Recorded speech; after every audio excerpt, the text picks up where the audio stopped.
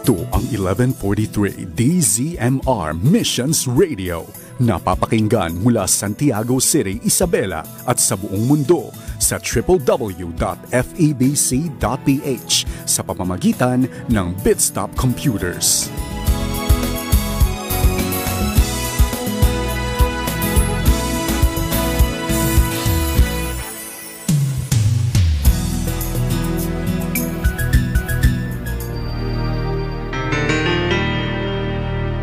Mensahe at pagsasapamuhay ng mga aral mula sa Panginoong Hesukristo.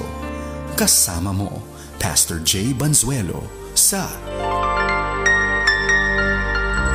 Konektado. Mga kapatid, magandang Sabado ng umaga sa inyong lahat. Sana po'y nasa maganda kayong katayuan ngayong Saturday morning. Tayo po'y sama-sama sa loob ng 30 minutes dito po sa ating programang Konektado. Ito po si Pastor Jay Banzuelo. At ngayong umaga po ay nais din po natin na batiin ang atin hong mga makakasama, ang mga taga-Chemisol, ang mga taga-Chem4, ang mga taga-Data Forms. At nais din po natin batiin ang good morning maging dito po sa mga taga Columbia Plastics. Ayan po. At ang ilan pa po nating mga kaibigan nakadaupang palad katulad ng mga taga Sibesco. Yan po ang nais po nating paabutan ng atin hong pagbati ngayong araw na ito. Parang iniisip nyo, ang dami mga atang iniikot, Pastor. Well, yan na po ang ating routine every week. Kaya araw-araw ho, marami ho tayong mga activities na ginagawa. At nawa, nagiging productive tayo sa pagganap ng kalooban ng ating Panginoong Diyos. Yan ang ating laging panalangin. At ngayon naman po, let's focus on the job at hand. Ang atin naman hong pag-uusapan ngayon ay may kinalaman sa law of attraction. Nako.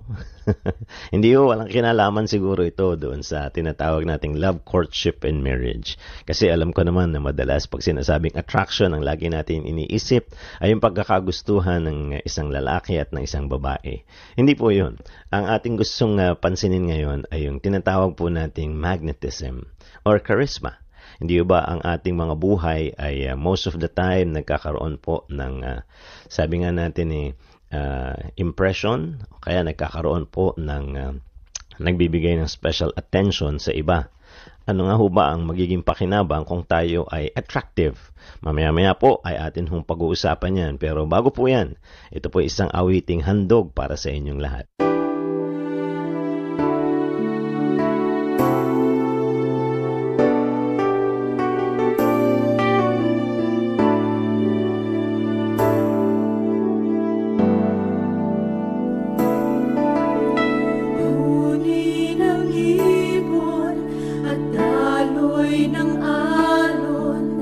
Nagpapaalala sa atin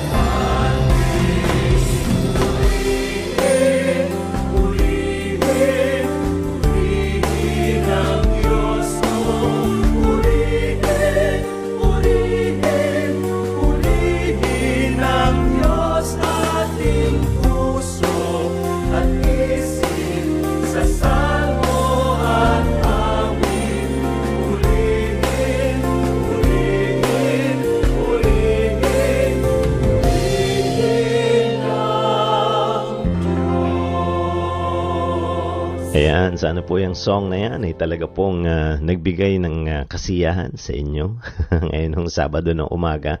At ngayon nga po parang medyo maganda-ganda ang ating kalagayan for the moment. At bakit ko sinasabi yan? Hindi niyo ba napansin ito nakaraang mga weekends ay lagi po tayong nagdadalawang isip sa kung ano ang ating sasabihin patungkol sa ating panahon. Dahil ang balita ko ay meron na naman pong parang sama ng panahon na pwede hong maranasan ang atin hong bansa. Well, yan po ay kinakailangan din natin paghandaan. Pero wala tayong magagawa. Minsan ay welcome development din yan sa mga pangangailangan din po ng pangkalahatan. Yung iba ay kailangan ng tubig. Yung iba naman ay nasobrahan na sa tubig. Kaya ho, sa mga areas, kung kayo po ay medyo nagre-recover pa lamang, dulot po ng mga pag-ulan, pagbaha, at syempre yung pagpuputik ng inyo pong mga lugar, ang atin hong encouragement sa inyo ay sige po, laban lamang po at sa biyaya ng Panginoong Diyos makakaahon din at magkakaroon din ng point of recovery. Well, balik po tayo dito sa ating topic about attraction. No? Ang sabi daw po, minsan yung tawag natin doon meron tayong magnetic personality.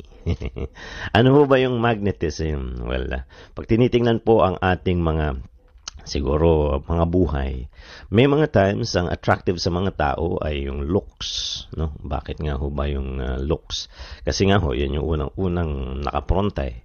Nandiyan din ho yung iyong pananamit. Well, of course, meron pong mga internal components that become attractive to people. Pwedeng yan yung iyong pakikisama. Yan yung iyong tawag natin dito karakter. Yan. At nandyan din yung iyong paninindigan. At yun ang ating gustong bigyan ng pansin. Bakit nga ba nagiging attractive sa mga tao ang isang taong merong paninindigan? Well, tingnan po natin ito. Ang gusto kong bigyan ng pansin natin ngayon ay yung life ni Elijah. No? Si Elijah bilang isang prophet ng Panginoon ay well-loved. Siguro in a sense, no, ng mga taong bumabasa ng kanyang buhay. Dahil ito ay nakaranas ng kanyang kapanahunan ng pag-uusig. Dahil nabuhay po ang mag-asawang King Ahab at si Queen Jezebel na worshippers ni Baal. At dahil po doon sa kanilang ginawa, maging Israel ay tumalikod sa Panginoon at hinabol po at inusig ang mga prophets ni Yahweh. Yung iba ay napatay, si Elijah ay nanatiling buhay. Ang akala po niya, nag-iisa na lamang po siya.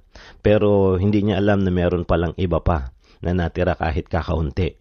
Pero ang nakakatuwa ho sa taong ito ay nandoon ang kanyang hindi pagtigil at hindi pagtalikod doon sa sinumpaang responsibilidad sa harapan ng Panginoon. Ang kanyang kaharap ay royalty. Ibig sabihin kung pag-uusapan ho ang katayuang pangtao, ito'y matataas sapagat may panunungkulan, may kapangyarihan, may kayamanan. Pero naniniwala siya sa kanyang sariling calling o yung pagkatawag at pagkahirang ng Diyos. At ito'y hindi lamang po sa bigay ng tao, ito'y bigay ng Panginoon mismo, ang Diyos na may likha ng lahat. Kaya nga ho, walang takot na kanyang sinusuwata kahit po yung maling gawa ng mga hari at ng reyna. At yun nga po ang dahilan kung bakit patuloy siyang hinahanap, hinahabol at inuusig. Tingnan po natin ang unang mga hari, kabanatang 19. Ang aking pong babasahin ay verse 9 hanggang sumusunod. 1 Kings chapter 19 verses 9 and onwards. Ang sabi po dito, pumasok siya sa isang yungib at doon nagpalipas ng gabi. Walang ano-ano'y nagsalita sa kanya si Yahweh. Anong ginagawa mo rito, Elias? Sumagot si Elias, Yahweh, Diyos na makapangyarihan sa lahat, ikaw lang po ang pinaglilingkuran ko sa tanang buhay ko. Subalit sinira po ng bayang Israel ang kanilang kasunduan sa inyo. Winasak nila ang inyong mga altar at pinatay ang inyong mga propeta. Ako na lamang ang natitira at pinaghahanap nila ako upang patayin din. Ganito ang sagot sa kanya, lumabas ka at humayo sa ibabaw ng bundok sa harapan ko. Pagkasabi nito'y dumaan si Yahweh at umihip ang napakalakas na hangin. Sumabog ang bundok at nagkadurog-durog ang mga bato. Sa lakas ng hangin ngunit wala sa hangin si Yahweh. Nang tumigil ang hangin ay lumindol. Ngunit wala sa lindol si Yahweh.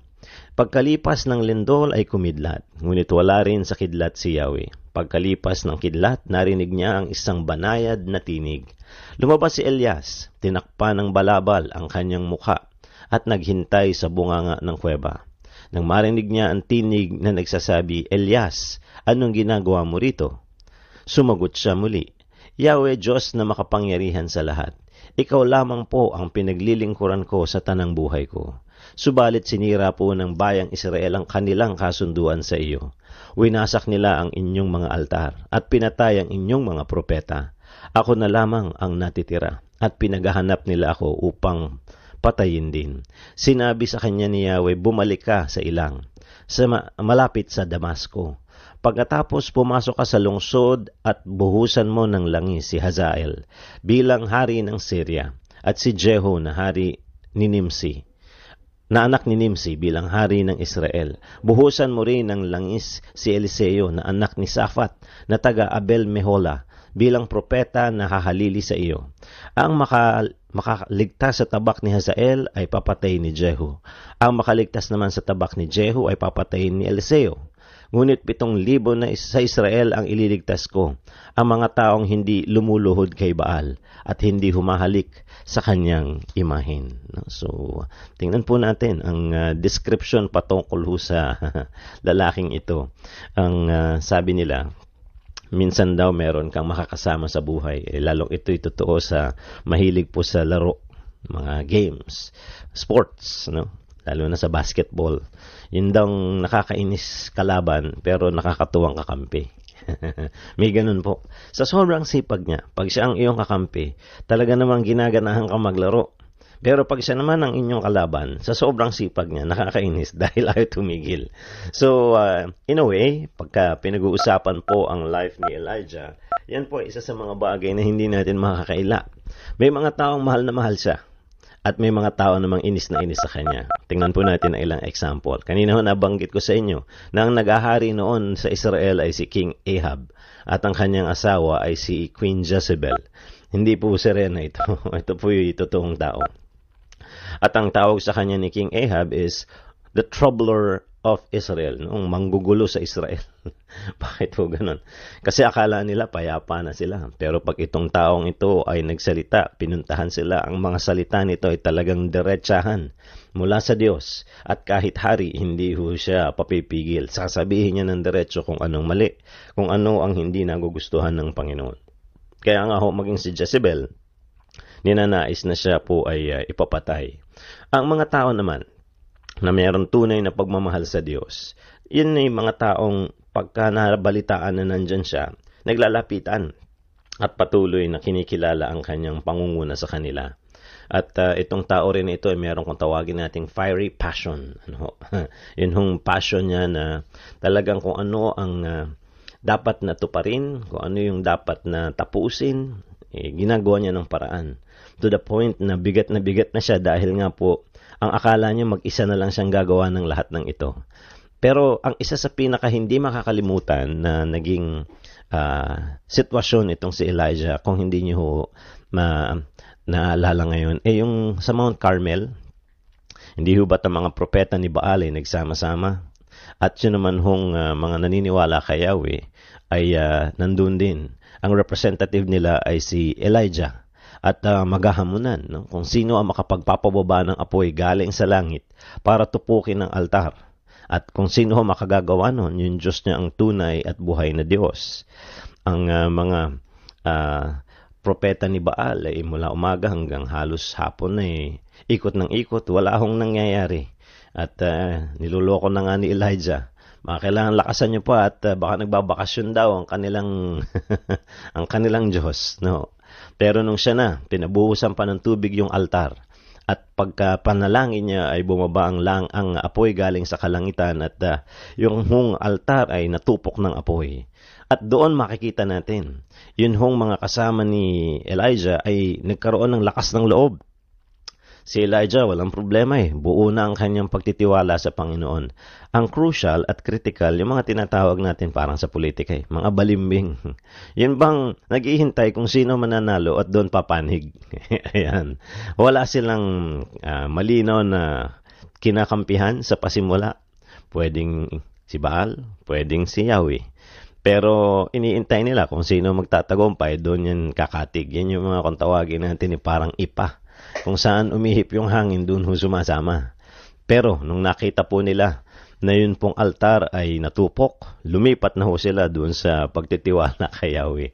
Meron mang iba, may tiwala kay Yahweh, kaya lang yung kanilang mga kalooban nandoon sa side ng takot. No? Bakit kasi pagka nga naman na-discover ni Queen Jezebel at nakita na sila ay mga tagasunod ni Yahweh at natalo sila, kamatayan ang kapalit. No? Ayaw nila na ang kanilang mga buhay ay malagay sa peligro. Pero doon yung makikita na nung nagkaroon na ng pag-apoy yung altar, nanaig na sa kanila ang tapang at yung kanilang commitment. Pero mahalaga na meron po tayong nakitang tao na sa kabila ng pagiging delikado, ang kanyang paninindigan, hindi niya binitawan, hindi tumalikod sa kung ano yung alam niyang tama at totoo, at yun po hanggang sa huli ay kanyang ipinaglaban. Ano ang matututuhan natin dito? Well, number one, may attraction po ang buhay ng bawat tao. No? Minsan nga, may mga taong lalapit sa iyo dahil natutuwa sa iyong kapabilidad. No? May mga taong lalapit sa iyo, natutuwa sa iyong, pag may position ka, ibig sabihin sa iyong panunungkulan. So, merong level, ang tawag nila dito, the measure or level of magnetism. Malaking tanong, pag mayroong mga taong lumalapit sa iyo, anong klaseng impluwensya ang iyong idudulot sa kanila? Ayan. Kasi may mga tao na, yun nga, nilalapitan sila ng iba, na attract sa kanilang parang leadership capability. On the other hand, pagka ang kanilang pagkagamit doon sa kanilang magagandang qualities ay negatibo, they can take advantage and they can manipulate. Yun yung malungkot. Kasi dadalhin mo sa pagkasira at dadalhin mo sa anong tawag natin dito, sa pag-fail ang buhay ng mga tao. Pero, pag ginamit mo naman yan in something positive, at yan po ay isang bagay na iyong tinutukan para makapag-improve at makapag-influence in a good way sa buhay ng ibang tao. Yan po ay napakalaking instrumento para sa kanilang development kasi sumusunod sila sa iyo. Ayun ho. Napakahalaga nung reality niyan. Second, may impact ka sa mga tao at yung impact mo pwedeng tatlo. Pag ikaw ay pwedeng maka-influensya, tandaan mo pwede ka magkaroon ng impact intellectually. Yung kanilang kaisipan ay pwedeng magsuko sa mga prinsipyong iyong bibitawan. Pwede ka magkaroon ng impact emotionally. Alam mo na, mga damdamin nila ay willing na sumunod at magpasakop pa sa ilalim sa iyo. And then third, volitionally. Handa sila na ang kanilang kalooban ay talagang makiisa sa iyo, gawin ang iyong iuutos o yung iyong mga nanaisin. Naalala ko, meron isang nagkwento sa akin na sa youth camp, nagkaroon po ng tinatawag nating evangelistic meeting at merong tumanggap. Yung tumanggap na yon ay hindi ginagalaw at kahit tatahi-tahimik siya, walang nanggugulo sa kanya, walang nangaapi, sabi nga. At pagka siya naman ay makulit, wala akong nagre-restrain doon sa mga grupo. Nung nag-challenge night na at yun ay tumanggap sa Panginoon. Nung nagpatotoo siya, nagulat sila na yung palang kanilang kasama ay fraternity leader. Yun po ay napakalakas ng impluwensya at yung karamihan sa mga isinamang kabataan doon ay mga napasailalim sa kanya. Maganda daw yung kanyang testimony at ganito yung mga kataga. Nung siya daw ay nangunguna para sa kalokohan at sa kung mga basag ulo at kung ano paman, sumusunod yung kanyang mga tauhan. Sabi niya sa kanila, ngayon, nakilala ko na ang Panginoon. Kasama kayo dito, nakilala niyo rin ang Panginoon. Kung dati sumasama kayo sa akin at hindi kayo tumatalikod para suportahan ang mga gusto ko kahit mali, ngayon gawin natin ang tama. At ang ating unang commitment ay lagi tayong pupunta sa mga gawain. Isipin niyo yun, no? Nagkaroon ng shifting sa kanyang buhay. This time, yung kanyang magnetism o yung kanya pong charisma, yung kanyang leadership appeal ay ginamit niya para po yakagin na ang mga tao papunta dun sa maayos, yakagin na sila patungo sa tama. Kasi nga naman, totoo, kahit na ano yung kanyang gustuhin noon bilang isang leader, ay para ipakita naman, magpakitang gilas ang kanyang mga tagasunod, ay talagang willing sila to do anything. Pero ngayon, sabi nga niya, let's do it right. Let's do it God's way. At yung kanyang leadership na yun, ang laki ng naging hatak sa mga nasa ilalim niya o yung mga nasasakupan niya. Ang magnetism, no, yung appeal mo is neither good nor bad. Neutral siya. Kung paano mo ito gagamitin, yun ho ang malaking hamon dito. Kung gagamitin mo ito sa hindi maganda, parang si Hitler, hindi ho ba? Ang lakas ng appeal niya. Pero during his time, he has led a lot of people na gumawa ng atrocities. No? So, yun ay isang malungkot na reality. Meron siyang charisma, meron siyang appeal, na pag pinanonood mo nga yung mga videos ng kanyang mga speeches, talagang nakaka-develop siya ng passion at na-energize niya yung crowd. Pero, na-lead din niya yung mga tao, or let's use the word, na mislead niya ang mga tao sa paggawa ng mga hindi magagandang bagay, lalong-lalo na sa mga Israelites, hindi ba? Pero pag tinignan naman natin yung mga, sabi nga natin, mga important personalities na meron din namang appeal, na ginamit nila for the good. Halimbawa, si Gandhi, ginamit naman niya yung kanyang influence para magkaroon ng protest in a non-violent way. So, siya po ay naging parang symbol of peaceful protest. Yan. Pagka pinag-uusapan naman po natin ang pagtulong sa mga mahihirap at lumakas yung kanyang charisma o yung kanyang appeal because of her commitment. Si Mother Teresa daw ay isa sa mga samples niyan. May mga makikita rin tayo, no, sa Bible na mga dati ay hindi pinaniniwalaan pero as yung kanilang ministry at yung kanilang way of life ay nakita hanggang ngayon ang pagsunod talaga naman buong mundo ang impact at walang iba yan kundi ang ating Panginoon Jesucristo. So remember, merong magnetism, merong appeal, may attraction na pwedeng taglay-taglay ng isang tao. Paano niya yung ginagamit? Yun ang nagpapakita ko anong karakter meron siya. Ano po? Kaya ang sabi ho dito, ang kinakailangan nating isang emphasis ay ito. Ang nadodraw mo ng mga tagasunod ay yung kahawig mo. Yung pareho kayo ng interest, di ba? Pag isang tao, ang interest niya ay, anong tawag nito, mga kasipagan, yung mga na-attract niya ay mga taong masisipag. Pag ang interest niya ay gustong maging number one, ang na-attract niya ay mga taong may desire to be the best and to become number one. Pag ang kanyang gustong gawin ay gumawa ng kabutihan, ang na-attract niya yung may ganun ding aspiration. So most of the time, ito yan. Si Elijah po, ano ba ang kanya? Yung pag-fulfill ng kalooban ng Diyos. Yun yung kanya. Gusto niya na maipakita sa mga tao na maganap ang kalooban ng Diyos. Hindi ko yan tatalikuran. Yan ang gagawin ko. Ang mga na-attract niyang tao were also people who feared the Lord, no? Those who feared Yahweh. Kaya makikita natin, napaka-importante nung outcome na yan. Kaya yung isang makikita rin natin, hindi static ang iyong magnetism. It is dynamic because you actually use it. Di ba? Ito po ay nakakatulong para ma-influensyahan ng mga tao. So you can cultivate it, you can shape it, and it can be mature. Ang ibig sabihin, yung iyong pagko-cultivate, lalo mo pang ginagamit ito para maka-influensya ng mabuti. No? Daming mga tao po who will influence other people. Ang dami ko nakita, nabasa ang biography, sila Billy Graham, for example, yung kanyang appeal, yung kanyang magnetism, ginamit niya to lead people to Christ. Yan. Na-cultivate niya yung kanyang fear of the Lord, yung kanyang maturity. At ang ending, he was able to lead people also to that level and towards that direction. Ano po? May mga tao naman na dahil yung kanilang magnetism, they shaped it. Yun nga, nabanggit ko kanina.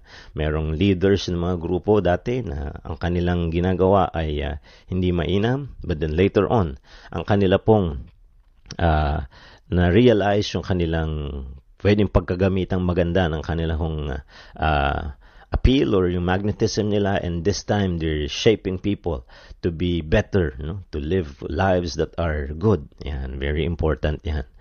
Naalala ko po sa ilang mga pakikipag-usap sa mga kapwa pastor who are invited by mga generals and mga officers sa mga kampo para magsalita. Ang napakaganda ay yung mga officers, ang mga generals, ang mga leaders, yung nagsasabi na kinakailangan gawin natin ng maayos ang ating mga trabaho. Kinakailangan mahalin natin ang ating mga pamilya. Kinakailangan ay tutukan natin ang pagsasaayos ng ating mga buhay. Pagka nanggaling po sa isang commander yung salita, kasi nga ang lakas ng kanyang impluensya, yung impact sa mga tauhan, gano'n na lang. Dahil ang laki ng kanilang respeto sa kanya, sumusunod sila. At pag siya ay nagkaroon ng makadiyos at maayos na pananaw, yung kanyang mga tauhan na i-impluensyahan niya patungo rin sa magandang direksyon. Always remember, yung sinasabi sa Proverbs 13 verse 20. Ano po ang magandang sinasabi dito? Proverbs chapter 13 verse 20. He who walks with wise men will be wise, but the companion of fools will be destroyed. So tandaan po natin, ang mga taong lumalakad daw kasama ng matatalino, tumatalino din. Pero ang kasama ng mangmang ay nawawasak. So tatandaan natin, tayo ba ay nagdadala sa mga tao patungo sa kainaman ng buhay? Huwag natin sila dalhin sa pagkawasak. Ano po? At kung tayo naman ay susunod, sundin naman natin yung mga taong may angking kaayusan para naman tayo ay madala nila sa kaayusan. Dahil nga kung mangmang yung iyong sinusundan, ang babala ng Biblia, mawawasak ka. You will be destroyed if you are a companion of the fool. So, yan po ay very clear reminders coming from God's Word. So, ito pong mga bagay na ito na atin nakita kay Elijah ay mga talagang points to consider. So, mga kapatid, kung kayo po ay sumusunod because you're attracted to a person, tandaan ninyo, kinakailangan nyo rin i-filter yung reasons why you follow. You do not follow blindly. Diba? Kinakailangan eyes wide open. And of course, kung talagang maganda ang pinatutunguhan, maganda ang layunin, at may malinaw na pamantayan na nag-agree sa kalooban ng Diyos, by all means, follow, di ba? Follow. At kung yung tao na yan has a fiery passion to serve the Lord and to do His will, pati ikaw ay mahahamon katulad ni Elijah. Kahit na maraming hindi na sumusunod sa Diyos, yung kanyang mga kasamahan, yung iba pinatay na, yung mga tao nagdadalawang isip, pag nakikita siya, inuusig siya, pero nanindigan siya sa huli. Nung nagtagumpay siya, ang daming mga tao ang kanyang nadala palapit sa Panginoon. At yung iba, napagbago niya ang kaisipan. Yung iba naman ay lumabas din yung tunay na karakter ng pagtitiwala sa Diyos, pero kinailangan nila ng isang taong nanindigan. At kung kayo naman po ang mangunguna, tatandaan ninyo, pwedeng gamitin ng impluensya sa dalawang pamamaraan. Huwag niyong piliin yung magpapasama sa tao. Piliin niyo yung magpapabuti sa kanila. Dahil yan ang dahilan kung bakit ka pinagkatiwalaan ng Panginoong Diyos ng attractiveness or ng magnetism. So, paalala po ng ating programa, sa bawat pangangailangan at sitwasyon sa buhay po ng tao, ang salita ng Diyos, laging konektado. Have a blessed Saturday morning, mga kapatid. Iyong napakinggan ang Konektado kasama si Pastor Jay Banzuelo.